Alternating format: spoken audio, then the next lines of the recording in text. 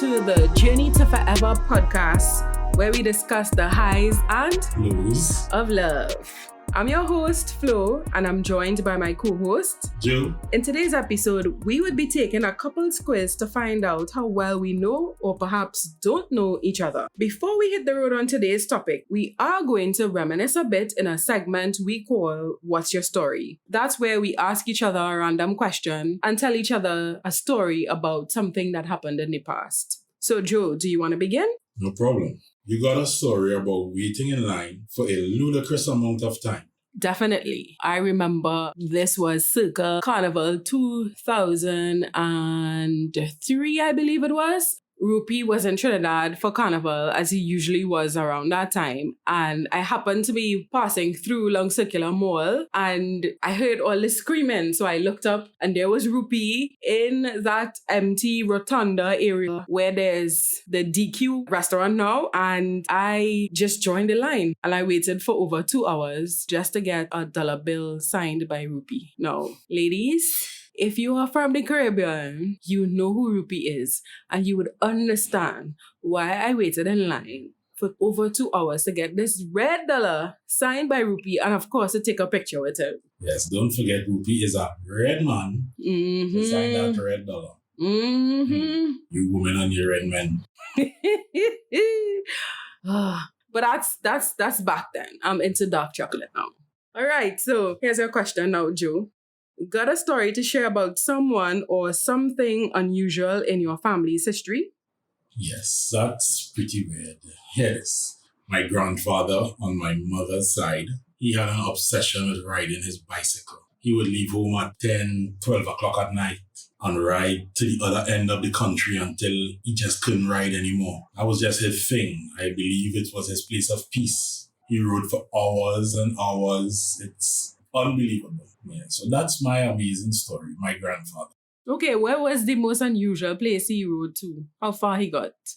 Mearu. Yeah. Okay, from town to Mearu. Yes, and he got to a bridge and his bike stopped moving for no apparent reason. And he just decided, okay, I'll turn around and head back to Port of Spain. At night. This is way back in the 60s, somewhere there, so no street lights. Okay. In Mearu. Ridiculous. Yeah, he's a brave soul. All right, so now that we've handled that bit of reminiscing, let's get into today's topic, which is our 20 questions. So we are going to alternate asking each other questions. So that means we'll both ask each other 10 questions. Do you want to go first or should I? No problem, I'll go first. Okay, this is interesting. How would you recognize me in a crowd if you couldn't see my face? That's pretty easy because you are pretty tall. And I'm sure I'll just have to peek up and then I'll see that nice brown head that I'm accustomed rubbing. And I'll be like, oh yeah, that's him. All right. Can't get lost at all. Nope, you can't hide. Your turn. All right. Would I rather write a poem or sing a love song to you? I think you would definitely prefer writing a poem because you are an intellectual. So writing would get your juices flowing. Pour my heart out on these pages. Let your heart bleed through the pen. All right. This one is a bit interesting. Where did we meet? Where did we meet? We met at a house party. His friend and my friend are cousins. So yeah, we met at a house party. Okay, I'm at the zoo. Where will I spend all of my day? I know where you would not spend all of your day. You definitely won't be anywhere close to the snakes. So I think the furthest point from the snakes is where I would begin looking for you. That's a pretty awesome answer. Yeah, anywhere else. The furthest point, as you said. All right. What is the first thing you ever gave to me? It was a stark gift of a book, 2 t-shirts, and a bottle of wine. Each one representing something different or an achievement that you made at that point in time.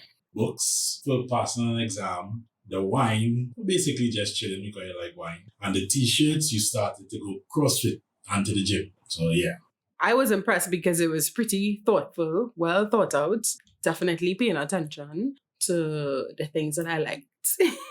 So kudos on that gift. Points. Yes, points. All right. This is a great one.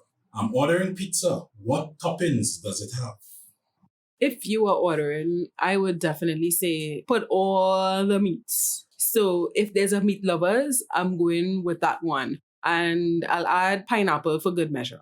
That's a reason why we like each other. Okay, what kind of films do I like? You love docuseries. You love political films. Not too deep though, more espionage than anything else. Your number one film would be The Sound of Music, so that's musical.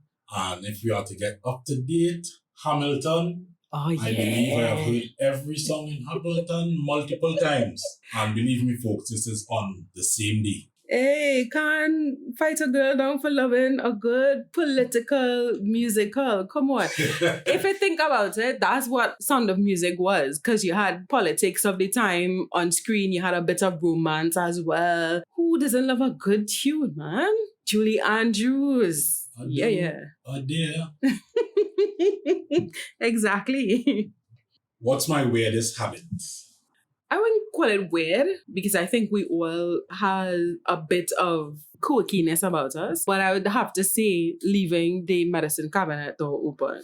At first, it frustrated me, but then I looked at it as a reminder that you were just in the room. So I would look at it and smile and say, all right, he was just here. So just close the door. And I'm doing better now, folks. I'm in rehab. I'm in medicine cabinet rehab. All right. Where did we take our first picture together? It was a drive to Shagaramas. We were going to the movies. The movies were closed. So we went to Shagaramas and sat near the seaside and we just took pictures in the sunset. Yes. Yes. What is your favorite memory of me so far? My favorite memory of you so far. My word. Wow. Having to pick just one, I am... Just one. That time that you surprised me with flowers at work. That was really unexpected. Yeah.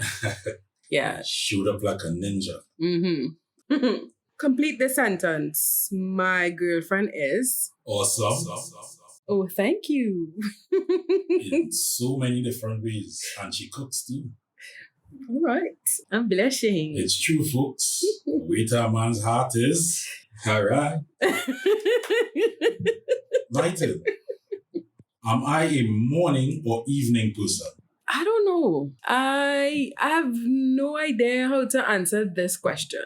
Because... So you're saying I'm an all-day kind of person? Perhaps. Because in the morning you're cool, in the middle of the day you're cool, in the evening you're cool. So I can't say that you're grumpier at any point in time during the day. But if I had to choose one, I'd say a morning person. Awesome. You are right. I am more productive in the morning hours. When do I become the biggest fangirl? It's India Ari and what's his name? Bruno Mars. Biggest fan girl. Yeah. Can't get no more fun than that. Yep, I love me some India Ari. In my head, she's the big sister that I always wished that I had. So yeah, I was pretty excited to see her perform live at Tobago Jazz a few years ago. It was almost like everything aligned. I remember walking through the airport in Miami International and she had just released an album and I was like, wow, listening to it on repeat. And I was just like, oh, I wish I could hear India perform this album live. And then lo and behold, a few months later, there she was in Tobago, kicking off a tour to promote the album. So I just remember standing in front of the stage, tears rolling down my face, watching India like, yeah, sing, India, sing. Yes. My turn. What's my favorite type of junk food? Favorite type of junk food? I don't know what we'll call junk food in this instance. Chips? Well, yeah, we can work with that. If it's thinking like... Okay, yeah. Let's make it easier. What's my favorite fast food? Favorite fast food? You go for a burger anytime. Oh, yeah. Bread on me is... Yeah. Oh, my. Best friends? Okay. Doesn't get no better than that. How do I spend my vacations? Traveling. Traveling is your number one way of spending your vacation. If you're not traveling, I believe you would spend your entire vacation on the beach. Correct, Some on beach, both any counts. beach, with company, alone, doesn't matter. A cold drink, Yep. sea, sun, sand, Mm-hmm. and perfect vacation. That's it. Definitely. Vacation, staycation, anycation, and she's happy. Okay. If you were stuck on a deserted island with me for a day, what would you do? I would just enjoy our quiet time together because I think ordinarily we have a lot going on in our lives. So it would be nice to just get alone time with you. Probably test your survival skills, see if we could build a fire. That would be interesting. A story to tell in the future. See how far we could get building a raft perhaps. Enjoy the sunset. But it's just 24 hours. So yeah, let's just see what we could do in 24 hours. You survive. I did watch that show with Tom Hanks and the ball named Wilson. I watched that. I will survive. We'll be all right. We have fire. Okay, that's good. I won $1,000. What would I spend it on? Wine. Expensive wine. But wine. Yeah. Can't lie. I'm a self-proclaimed oinophile, so... Preferably Malbec, red, slightly sweet, not too sweet. And we inside. All right. What TV show do I like that you hate? You like The Walking Dead, and I don't want any part of it. I walk away. Oh, yeah, The Walking Dead. Yeah, Walking Dead is awesome. All right. What did you learn from me? I learned how to communicate. Okay. I really did learn how to communicate. I never really spoke much. Okay, and I have my last question. What are the 3 favorite things I like about you? My height, my sense of humor, and my helpfulness. Okay. All right. Yeah, those are 3 things I like. Yes, I've definitely say that we keep each other laughing, and I do like your kind and generous spirit, and also to your patience. So... Okay, what's next on the agenda for today? Well, as we've been speaking about cooking so much, we move into the 3rd segment, which is called Thing to Eat. Thing to Eat. Yes. So, Joe, what's on the menu today? Well, we'll start simple. I'll ask you here, what is your favorite food? Your comfort food, your happy food, the thing that you would never ever really turn down? Boy, comfort food? I would say anything Italian, but if you're talking comfort, then pizza. Oh. Like Teenage Mutant Ninja level lover of pizza. With pineapple. Yep.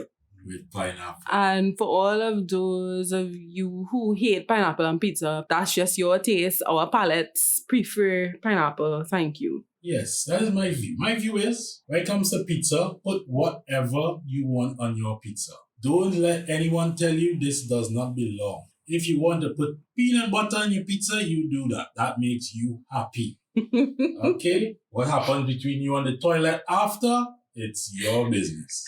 Right, and talking about peanut butter and pizza, that's quite random. So we move into the last segment of today's podcast, which is randomness of the week.